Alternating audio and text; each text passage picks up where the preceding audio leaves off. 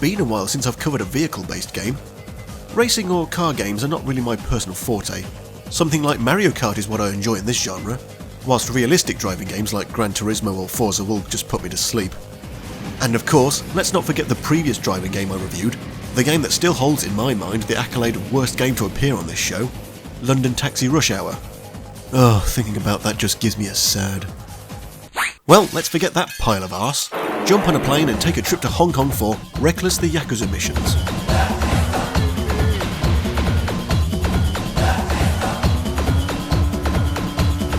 Originally an exclusive on the Xbox One. No, not that one. Yeah, one.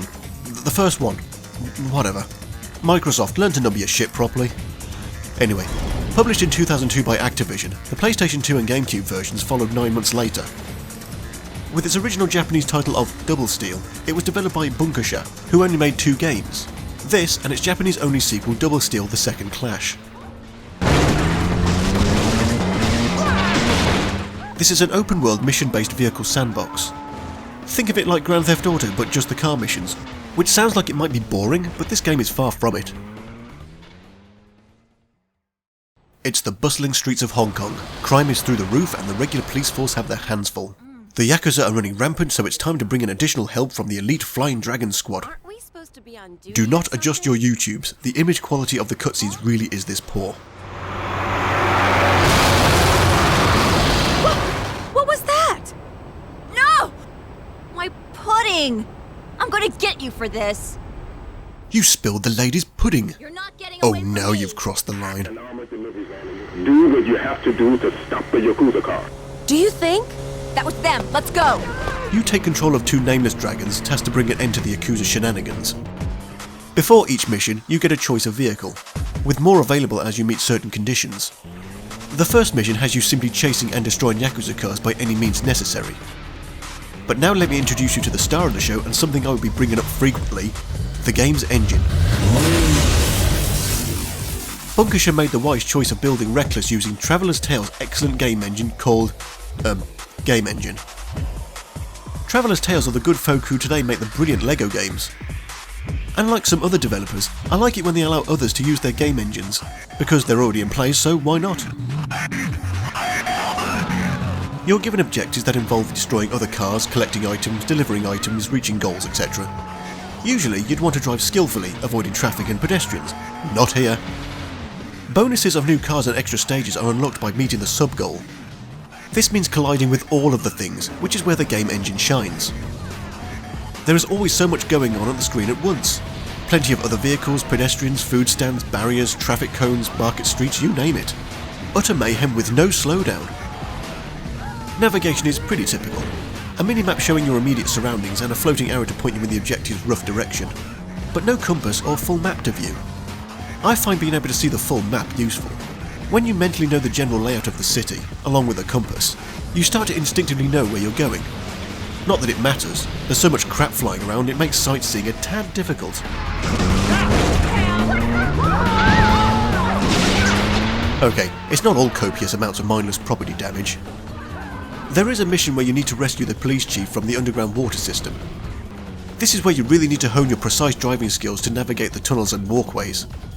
Despite the PS2 having all analog buttons, there is no analog acceleration or reversing, so trying not to fall off is a very stoppy-starty button-tappy experience. And no, I did try to do a full circular loop in the tunnel, it didn't work. Boo. As this is quite arcadey, there isn't much of a story. You're simply tasked with foiling the Yakuza and bringing down their boss, Tiger Takagi. And that's as deep as it needs to be. The final showdown against Takagi takes place on top of a tall building as he waits for his helicopter. For an end boss, this is actually pretty easy. It's pretty much car sumo wrestling.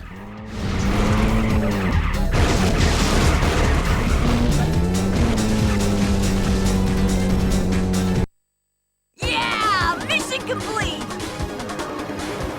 Madoka! He slipped away again. Wait, what? We can't find him. He got away? How? Did I do it right? That can't be the only ending, let me check. It is! After all that, how do we bring Takagi to justice? Well, there actually is a way. Surprise! Second scenario! chubby wubby. This is Hubby Dubby. Are you there?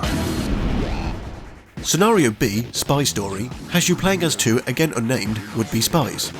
This classic bumbling Laurel and Hardy Ren and Stimpy duo have taken it upon themselves to bring down the Yakuza to make a name for themselves, and along with them a whole new set of missions and unlockables.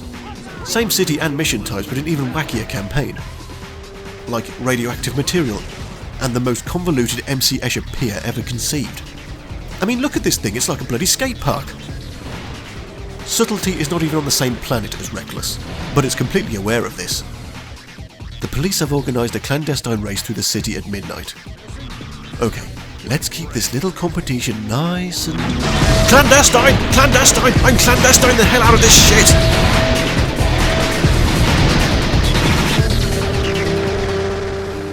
Whilst playing as these two, I couldn't help thinking they remind me of somebody else.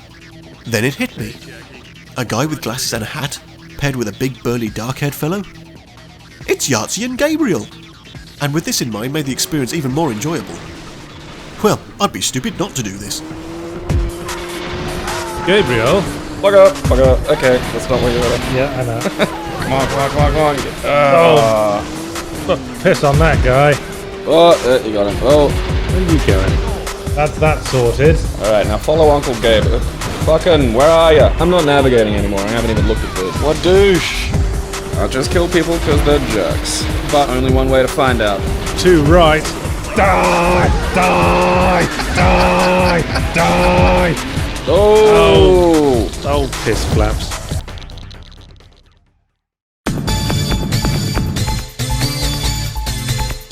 This is a great pick-up-and-play game that has a fair challenge. If you are a fan of GTA's vehicle-based missions, you'll love this because it's nothing but. Although every mission is on a time limit which some might find frustrating. The game is marvellous, unrelenting, crashy fun. But for me, the main event is the game engine. Kudos to Traveller's Tales for a well-made platform. And since this was originally released on the Xbox, it runs even smoother on that. It's a shame Bunkershire was short-lived, this is a blast. But hey, burn quickly and bright and all that. Pick this up, it's fun. And I'll leave you with a cherry on top of this collision cake. Would you pass up a game that has an unlockable DeLorean?